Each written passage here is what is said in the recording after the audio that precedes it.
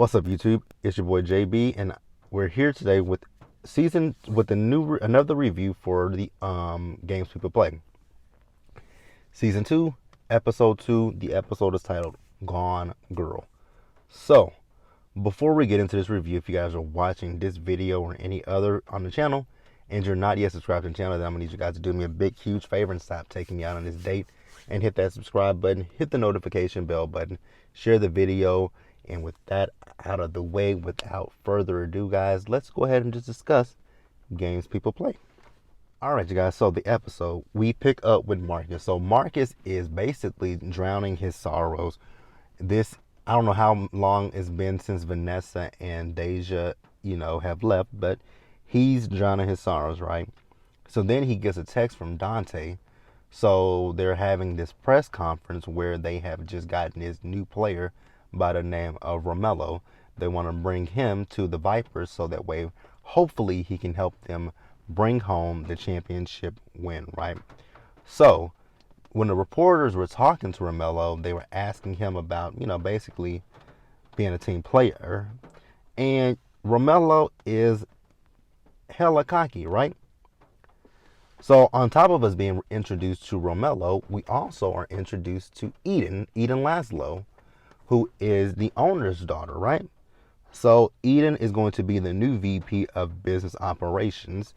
So one of the reporters asked her about nepotism, right? If that plagues her or bothers her, basically. And she says no, it doesn't. She's like, I got a degree from Brown. I have my master's in this. I did this and that. So basically, she has proven herself worthy of this position. So then we see the detective. So the new detective, he went over to Marcus' crib, right? So he wants to know if Marcus has heard anything from Vanessa. So Marcus tells him, no, like, I've let you see my cell phone. I've let you see this. I've let you see that. So you don't come back to my house unless you have my baby with you. I was like, well, damn, Marcus. Ooh, you trying to talk to a detective like that, right? So then we see, like I said before, Marcus is drowning his sorrows, right? So we see Marcus' dad comes to the house, right? His dad is portrayed by Leon. So his dad tells him, like, boy, get your ass up, get clean, and clean this house up. Like, get your shit together. Like, I get it, your daughter's gone, but you're of no use to her in this state that you're currently in. So then we later see his dad as he's cooking dinner. And they're talking, right? So we find out a little bit more about Marcus and his background, right? So we find out that Marcus, his mother died. And from the way it sounded, his father didn't tell him, how severe how severe it was with her. And I'm guessing that Marcus was either in college or NBA when his mother passed away. They didn't really specify that, right? So then we later in the episode, we see as him and his dad, they're outside playing horse, right? Having a good time. And then Kareem stops by. And Kareem is just looking at how Marcus and his father are. And they literally have a great father-son connection.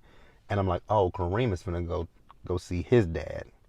Is there any other scenes with Marcus that I want to talk about? Not really. So we're going to move forward, you guys. All right, guys, let's talk about Eric and Nia real quick, right?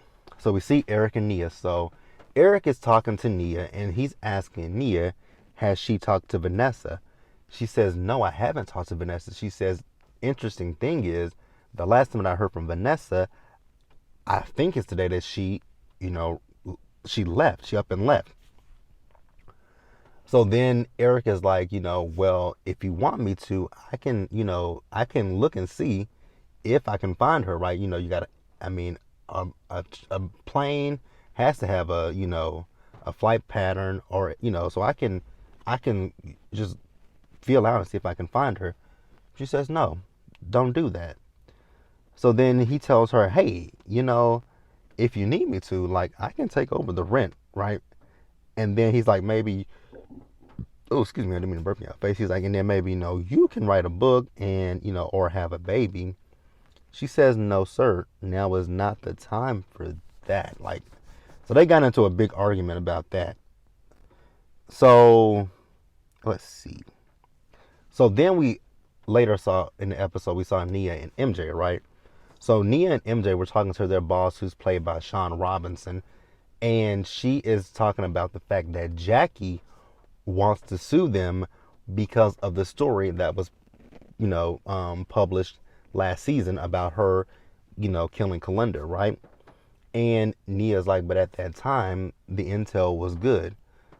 We are just now finding out that there was additional evidence that points it to Vanessa. So she says, well, you know what? At this point, I'm gonna have to send you guys back. I'm gonna have to give you guys a demotion back down to celebrity gossip stories. I'm like, damn, gossip stories. So then we see Nia. So Nia is telling Eric about the demotion, right? So Eric is basically trying to uplift her, and then he asks her if he heard about the foundation. Now you guys remember, Eric is a conspiracy theorist, right? He believes in conspiracy theories. So he's telling her he thinks that the Hawthorns are there for a conference, because he's asking her if she knows about the Hawthorns and the foundation. But he feels that the Hawthorns are after she and him, but he also feels that the Hawthorns are there for the conference. And Nia just got upset. She's like, you always do this. Like, you don't think shit through. Like, you came here to Los Angeles, didn't have a plan. He's like, but we talked about that. Once my lease was up, we would come here. She's like, you just don't think things through. So they got into a whole huge argument. So eventually Eric left. So Eric took himself over to MJ's crib, right? So he's gonna stay with MJ, and he actually has paid MJ's rent, right? So MJ, I was looking at MJ's wall. There are 3 different pictures. That's actually the same picture of him, portrait of him, painted, but in different colors. I'm like, wow. Is that the last? Yeah. So we're gonna move forward, you guys. All right, you guys. So these next scenes, I'm just gonna throw them together because I can't really place 2 of them. So let's talk about Layla real quick, right? So Layla is in her new apartment, right? I'm still a little iffy about Layla being in this apartment. I just don't think, I know Layla wants to be famous. I know Layla wants all this stuff, but I don't know if Layla is literally thinking about how she's getting these things, right? I don't think she's just literally thinking like, damn, I got this apartment that I can't even afford. Like, what do I have to give to get this apartment, right? That would be my big question, right? So she's doing a haul video on live. So not only does she have this apartment, she's getting free clothing from these companies. Now that's not uncommon, right? That's not uncommon, especially if you are a social media influencer, right? If you have a lot of followers and you're a social media influencer, it's not uncommon for people to send you stuff. Even with me with this YouTube channel, like people will DM me, people will email me about wanting to review their products. So it's not uncommon. It's really not. But I'm just like, something just to me doesn't sit right. Something just doesn't sit. And what really doesn't sit right with me is this apartment. That's the biggest thing that doesn't sit right with me. But hey, let's move on. So then we see Quanisha, right? So Quanisha's at the crib. She's trying cake samples and looking at wedding items. So, Kareem comes in. He's like, we don't even have a wedding date set up. She's like, well, I'm trying to get ahead of it, right? With these venues, they book up quick, so we got to do it. We got to book now. So Kareem basically wants to go the cheap route with this wedding. I'm like, ooh, Jesus. So Quanisha tells him, hey, has Marcus said he's going to be your best man? He hasn't asked Marcus at this point. She says, well, if we can get if in the wedding photos, if we have Marcus King in the photos, we can get a discount. I was like, well, damn. So then you guys remember I told you earlier that Kareem went to the hospital and, well, not hospital, he was over at Marcus' crib, saw him with his dad, right?